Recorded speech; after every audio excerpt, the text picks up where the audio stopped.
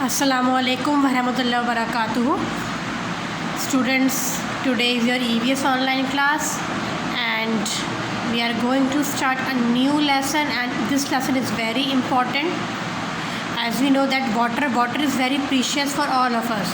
Even human being, animals, insect, reptiles, plants all need water to survive this life, to live a life, because without water it is impossible to live in this world. Okay, so water is very precious. Save the water, because this is the first motto and this is first responsibility of every human being. Save the water for future generation, save the water for the world, save the water for our relatives and our close one. So in this lesson, let's start. Water, a wonderful liquid. Lesson 7, water, a wonderful liquid. As we know that water is a wonderful liquid, that yes, it is right, absolutely right, because water is very necessary to all of us. Wonderful liquid means in simple language बहुत ज़रूरी और ऐसा इतना ज़रूरी, इतना wonder है, मतलब कि इसके जो यूज़ हैं, इसके जो हमारे क्या नाम है सोर्स हैं, उसको हम मतलब एक लिमिट तक सोच सकते हैं कि कितना यूज़फुल है. तो ये जो हमारा लेसन है वाटर, आप देख रहे होंगे, ये पानी के बारे में है. तो आपको पता है इस लेसन के अंदर हमारा ऑब्जेक्टिव है कि हम इसके सोर्सेज पढ़ेंगे, वाटर के सोर्सेस, इसके स्रोत क्या क्या है, कहाँ से मिल सकता है, और अलग अलग सोर्सेस का क्या क्या क्वालिटीज़ हैं. और हम इसके बारे में ये भी पढ़ेंगे कि जैसे कि आपको पता है कि पुराने ज़माने में क्या क्या इसकी ट्रेडिशंस वर्क होते थे, इरिगेशन में क्या होता था, सारा कुछ जो कॉन्सेप्ट हम इसी लेसन में क्लियर करेंगे. Okay, water is the most important form of nourishment for all forms of life. Nourishment मतलब जैसे नमी देना, कोई चीज़ नरिश करना, निखारना. आपको पता है वाटर इतना इम्पोर्टेंट है, इतना ज़रूरी, इतना महत्वपूर्ण है हर चीज़ के लिए, चाहे वो ह्यूमन बीइंग हो, प्लांट हो या फिर एनिमल हो. We can survive without food for several weeks, but it is not possible to live without water for more than a days और 2. हम सर्वाइव कर सकते हैं, सर्वाइव कहते हैं जीना. हम जी सकते हैं बिना खाने के सेवरल वीक्स, बहुत हफ्ते, कई हफ्ते हम जी सकते हैं, मगर हम पानी के बिना 2 दिन से या 2 या 1 दिन से ज़्यादा नहीं जी सकते. आप देखो गर्मी के अंदर तो बहुत मुश्किल है, जैसे कि ये टाइम चल रहा है, इट्स अ हॉट वेदर इन अगस्त के अंदर आप ध्यान दें तो बिना पानी के अगर मान लीजिए आप 4 घंटे भी रह लें तो आपका जो गला है क्या होता है, वो मतलब सूखने लगता है. तो इससे क्या पता चलता है कि it is impossible to survive और live without water. We have already learned about the different sources of water that we use today. हम पहले से भी जानते और सीख भी चुके हैं अपनी प्रीवियस क्लासेस में. सोर्सेज कहते हैं स्रोत, मतलब अलग अलग तरह से आना, किस तरह से आते, जैसे रिवर है, पॉन्ड है, लेक है, ये सारे क्या है सोर्स ऑफ वाटर. तो आप जानते हैं और आप सीख भी चुके हैं कि इसके क्या क्या सोर्सेज हैं.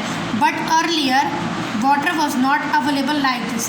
इससे पहले जैसे हमारे इस टाइम में आप देखा होगा कितना ईज़िली हमें वाटर मिल जाता है, हमारे नल में आ जाता है ना, ईज़िली हम मोटर ऑन करते हैं, है ना, तो हमारे टैप में आ जाता है, बहुत ईज़िली अवेलेबल. बट इससे पहले अगर आप देखें पुराने टाइम्स में अवेलेबल कहते हैं मौजूद, इससे पहले पानी इतनी ईज़िली नहीं मिलता था. In those days people draw water from many sources. One of them was the boili. पहले टाइम्स में कुछ सालों पहले पानी जो है लोगों को इतनी आसानी से नहीं मिलता था, वो अलग अलग सोर्सेज से जाते थे, जैसे रिवर के पास, रिवर में जाते थे, नदी के किनारे. आपने देखा होगा मूवीज़ में या विलेजेस के अंदर, अगर आपके पापा वगैरह से आप पूछ सकते हैं, अपने दादा दादी से पूछ सकते हैं कि पानी कितनी मुश्किल से मिलता था. नदी में जाते थे, एक मटका लेती हुई लेडीज़ जाती थी लाइन लगाती हुई, तो उनको इतनी मुश्किल से मिलता था, वो घंटों के लिए जाती थी अपने घर से दूर और फिर आती थी और क्या नाम है वो अपना एक मटके में लेकर आते थे. मगर अब तो आप देखें कितना ईज़िली आपको आप सेव भी कर सकते हैं वाटर को. प्यूरीफायर्स आ गए हैं, टैप्स आ गए हैं, वाटर टैंक्स आ गए। तो ये सब क्या है, ये स्टोरेज है, ये इतना ईज़िली आपको मिल सकता है कि हम मतलब थैंक्स कहना चाहिए गॉड को और अपनी गवर्नमेंट को, ये चीज़ हमें प्रोवाइड कर रखी है। तो एक सोर्स ऐसी था ब्योली आप देखें इस टाइप में ब्योली होता है, एक तरह का ये एक होल टाइप में है और इसके अंदर पानी इकट्ठा हुआ है। तो इसके बारे में हम पढ़ते हैं। अब ब्योली इज़ अ ह्यूज वेल, ये एक वेल की तरह, एक कुएँ की तरह है। ह्यूज मतलब बड़ा। It has steps to reach to the bottom, इसको पहुँचने के लिए, इस तक पहुँचने के लिए क्या होता है, एक सीढ़ियाँ बनी हुई होती हैं, सीढ़ियाँ बनी हुई होती हैं, उसमें उतरना पड़ता है। जैसे आपने देखा होगा सीढ़ियाँ हैं, इस तरह सीढ़ियाँ बनी हुई होती हैं ताकि नीचे तक पहुँच सकें। Baolis were built to collect and store in water, baolis क्यों यूज़ होता था, कलेक्ट पानी इकट्ठा करने के लिए, और जो नदी का जो रेन वाटर है, जो बारिश का पानी है, रेन वाटर बारिश का पानी को कहते हैं, उसको स्टोर करने के लिए, ताकि फ्यूचर में मतलब लोग जो थे वो क्या करते थे, वो ब्योली बना लिया करते थे, वो इस तरह से गड्ढा करते थे और उसके सीढ़ियाँ बनती थी ताकि जो नदी का पानी, जब बारिश होती थी, इसका पानी स्टोर रह सके और इकट्ठा रह सके। मतलब देखिए इतनी प्रॉब्लम होती थी। अब तो मुश्किल से आपको ये चीज़ें मिलती हैं, बट पुराने टाइम में ऐसा होता था। This water was use by the people for drinking and other house hold activities, पानी पीने के लिए यूज़ होता था ये पानी, और अपने अलग अलग तरह की प्रक्रिया, अलग तरह की जो यूज़ थे हाउस होल्ड एक्टिविटीज़ में, उसके लिए यूज़ होता था। Thus, Biolis provided a constant supply of water and also served as a backup during droughts. Bioli जो है वो पानी सप्लाई करने के लिए यूज़ होता था, ठीक है। और आप देखें क्या नाम है, ड्रॉट्स कहते हैं सूखा पड़ जाना। जैसे कहीं कहीं आप ध्यान दें, जैसे हमारा इंडिया जो है it is a irrigation country. इस कंट्री के अंदर क्या होता है, आपको पता है कि जो हमारे फार्मर्स वगैरह हैं और जो ज़्यादातर मोस्टली जो विलेजर्स हैं, जो गांव में रहते हैं, वो किस पे निर्भर करते हैं, बारिश पे निर्भर करते हैं। तो अगर जिस साल बारिश नहीं होती तो क्या हो जाता है, सूखा पड़ जाता है। तो ब्योली का यही काम था कि जब वहाँ से लोग क्या करते थे, इससे पानी अपना, जब ड्रॉट की नौबत आ जाती थी तो अपना पानी यहाँ से ले लिया करते थे, क्योंकि उन्हें ईजिली स्टोर मिलता था। चंद ब्योली इन राजस्थान, ये राजस्थान के अंदर है। दादा हरी ब्योली इन गुजरात एंड रजन की ब्योली इन दिल्ली। ये सारी ब्योलीज़ का नाम है जो आपको मिलेंगी।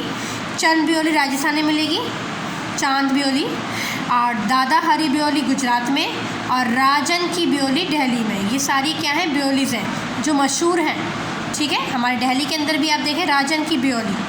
एट प्रेजेंट, मगर आज के टाइम में, प्रेजेंट मीन्स आज के वक्त में, आज के समय में, most of the baolis are in the ruins. Ruins कहते हैं गायब हो जाना। कुछ जो ब्योली हैं, ज़्यादातर ब्योलीज गायब हो गई हैं क्योंकि इनका यूज़ होना अब बंद हो गया है। अब पानी इतना ईजिली अवेलेबल होता है कि ये जो ब्योलीज हैं, इस तरह की ब्योलीज जो हैं वो गायब सी हो रही हैं, वैनिश हो रही हैं। Offering water to the thirsty has always been considered a sacred duty in India. Offering कहते हैं पानी देना, किसी को पानी देना, ऑफ़र करना, है ना। जैसे आप ध्यान दो, कोई जैसे कि हमारे मेहमान आता है, कोई विज़िटर आता है हमारे घर में या रिलेटिव आता है, सबसे पहले मुझसे क्या कहते हैं, पानी पूछते हैं, पानी ऑफ़र करते हैं। तो इस तरह से थर्स्टी कहते हैं प्यासे को पानी पिलाना। हमारे इंडिया के अंदर एक क्या है, सैक्रेड ड्यूटी है, एक बहुत पुण्य का काम है। पुण्य का मतलब नेक काम, जिससे नेकी हासिल हो, पुण्य हासिल हो, जो भगवान को, खुदा को, अल्लाह को क्या हो, अच्छा लगता है, ये माना जाता है हमारे इंडिया के अंदर, ठीक है। ये परंपरा भी है कि अपने रिलेटिव को या किसी जो हमारे घर में आए तो उसको अगर या किसी प्यासे को पानी पिलाना एक पुण्य का काम होता है। हमारे गुनाह धुल जाते हैं, हमारे पाप धुल जाते हैं, ये माना जाता है, ठीक है। Have you ever seen a piao, क्या आपने पियाओ देखा है? पियाओ देखिए इस तरह से होता है, ये पब्लिक प्लेसेस में होता है, और ये कहाँ पाया जाता है, पब्लिक प्लेसेस के अंदर पाया जाता है, ठीक है। तो क्या आपने पियाओ देखा है? देखा होगा, मगर हमें पता नहीं होगा, तो आइए इसे पढ़ते हैं। फॉर सेंचुरीज़, सेंचुरीज़ कहते हैं सदियों, 100 साल का जो एक टाइम होता है, 100 साल का जो समय होता है वो एक सेंचुरी होता है, मगर 100 और यहाँ पर सेंचुरीज़ है, प्लूरल फॉर्म में है, तो सेंचुरीज़ का मतलब है कितने 100 साल निकल गए। Water has been provided from pures at roadsides, temples and markets to all those who are thirsty. कितने सालों से सदियाँ गुजर गई हैं, पानी जो है आपने देखा होगा कि रोड साइड पे भी नल लगे हुए होते हैं, या फिर ऐसे इस तरह से एक रूम होता है जिसमें पानी पिलाने वाला बैठता है ना। या मार्केट्स, टेम्पल से मंदिर की तरफ भी आपने देखा होगा कि लोग जो आते हैं मंदिर में पूजा करने के लिए, पूजा पाठ करने के लिए, साइड में पियोस लगाया जाता है। मार्केट्स वगैरह में, पब्लिक प्लेसेस के अंदर ये चीज़ अवेलेबल कराई जाती है ताकि जो विजिटर्स हैं, जो पानी पीने के लिए आते हैं, उनको ईजिली पानी मिल सके। जैसा आप इस पिक में देख रहे हैं, पिक्चर में देख रहे हैं। Piaos are free water stands in public areas.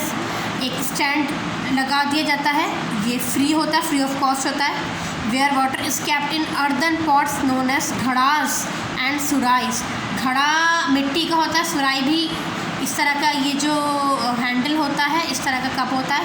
इसमें क्या होता है, लोगों को पानी दिया जाता है। और घड़े के अंदर आपको पता है बड़ी प्यारी प्यारी सोंधी सी खुशबू आती है।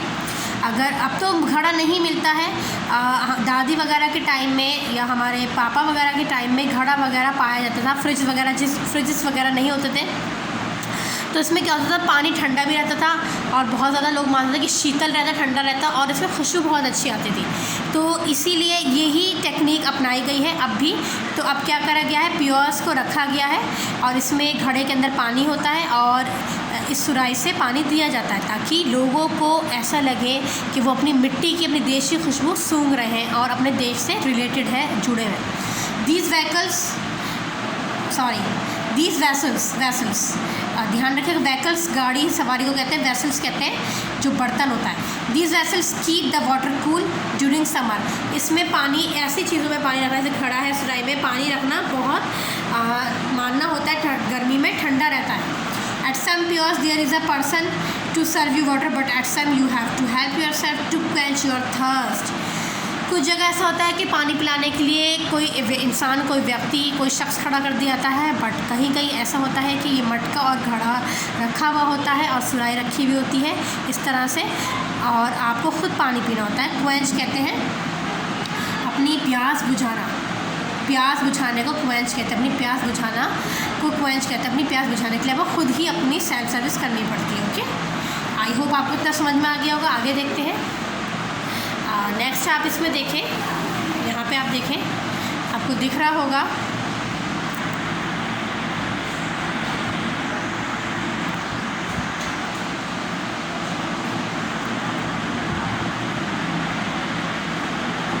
जी, आपको दिख रहा होगा, मैंने इसलिए यहाँ पे जूम कर दिया है, आपको दिख रहा होगा।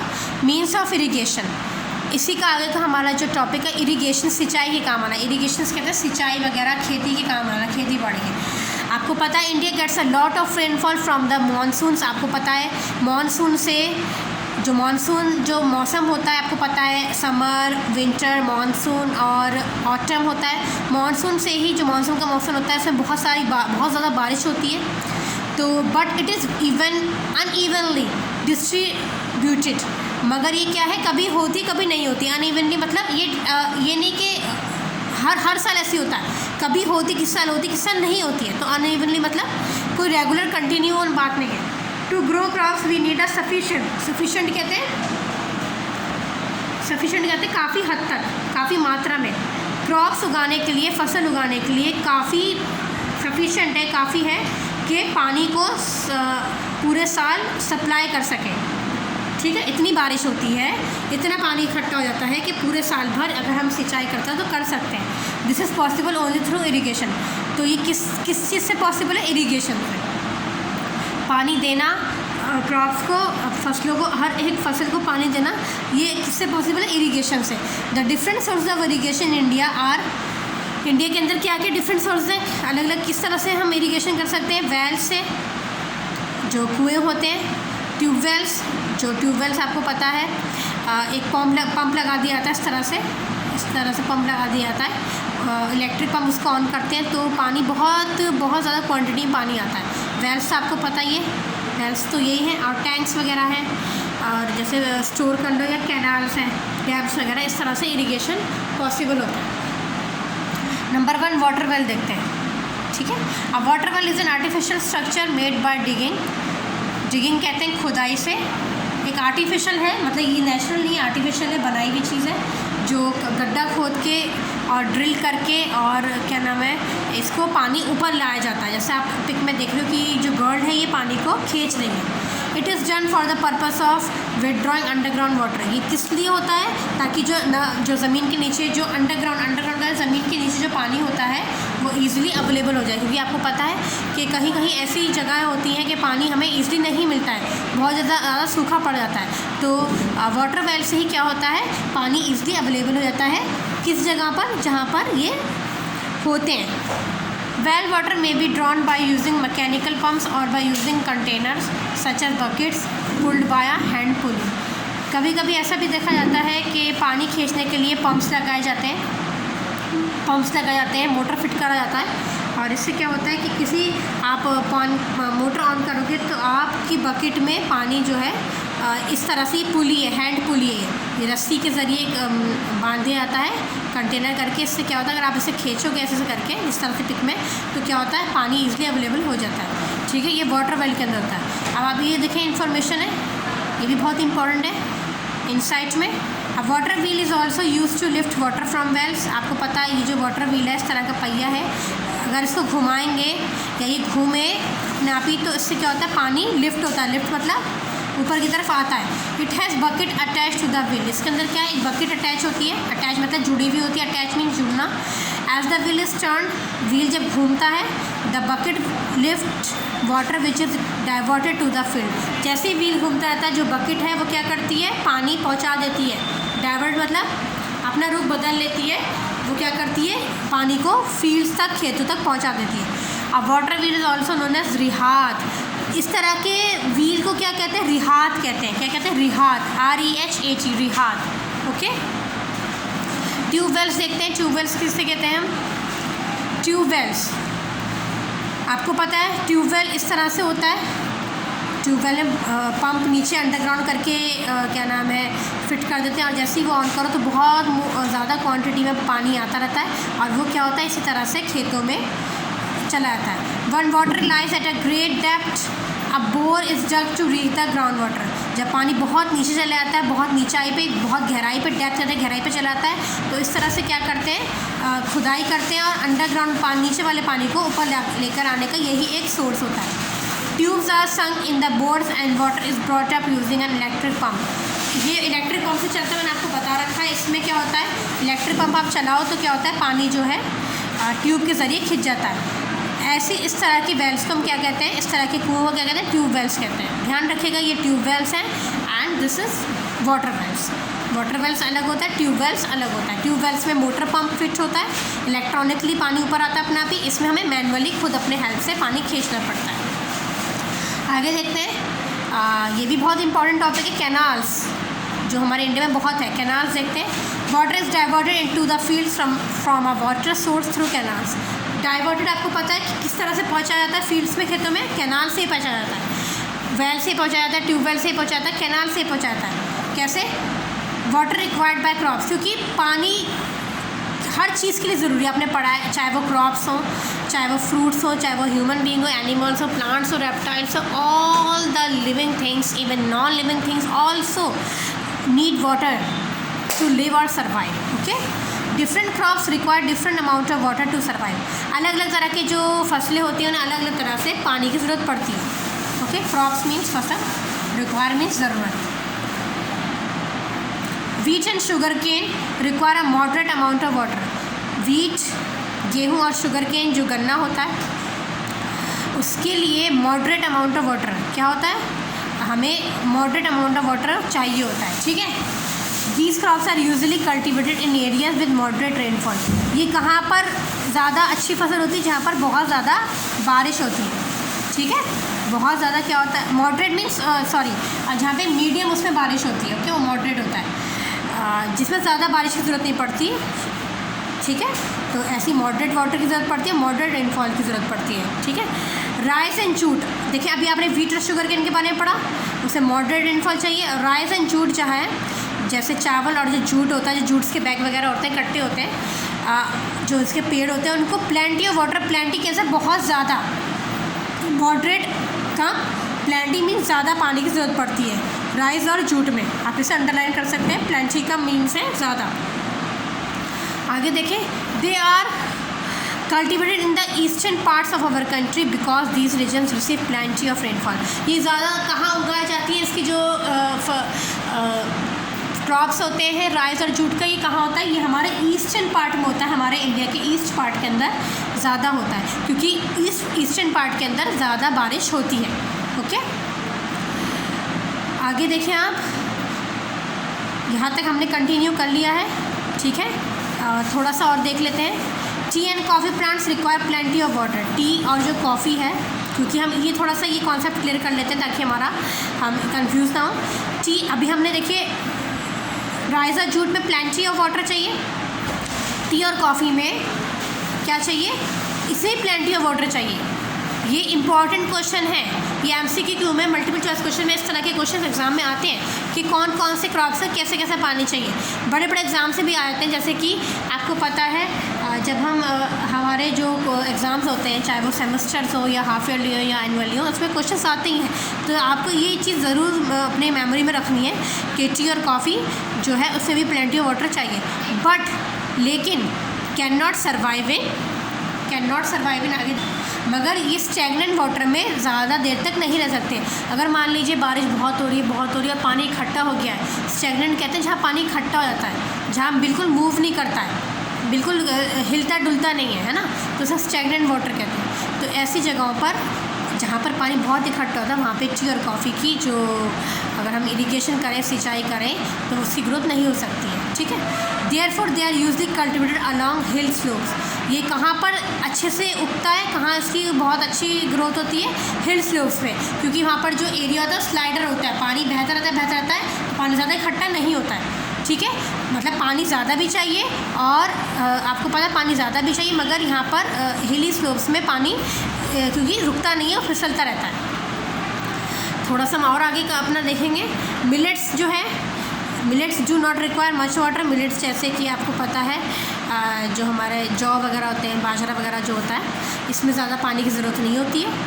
Thus they are grown in the dry western part. ये सूखे एरिया में भी, जो हमारे वेस्टर्न पार्ट जो है इंडिया का, सूखा ज़्यादा रहता है, तो वहाँ पर भी ईज़िली ग्रो कर सकता है, वहाँ पर इसकी क्रॉप जो है अच्छे से ग्रोथ कर सकती है। ओके, तो स्टूडेंट आज हम इतना ही अपना लेसन रखते हैं, ताकि हमारी वीडियो काफ़ी लंबी हो चुकी है।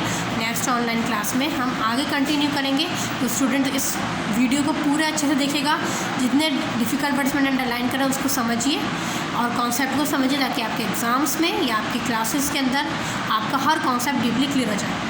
So take care of yourself. See you in next class. Assalamu alaikum.